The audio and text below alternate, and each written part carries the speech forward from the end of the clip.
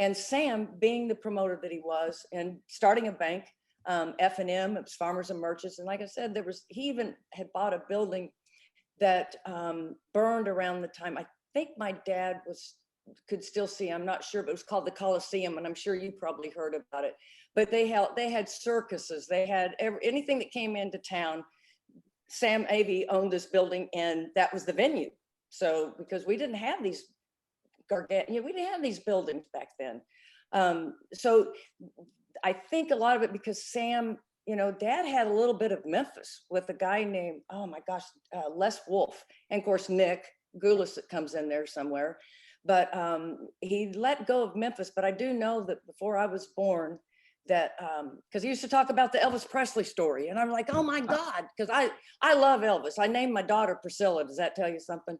So, but he used to tell me, he said that Elvis would come to the matches because his parents were huge wrestling fans, and his uncle Vester was a very good friend of Sputnik and Rowe.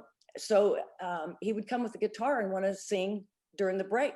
And my he goes, oh, I'd tell him, go away, boy, go away. And I'd be like, oh my God, you didn't. Oh my God, you didn't. And I said, tell me you just let him play a couple of times, And he goes, oh, maybe a couple of times. He goes, but I didn't see, he goes, obviously, but he knew of Colonel Parker because Colonel Parker was an old.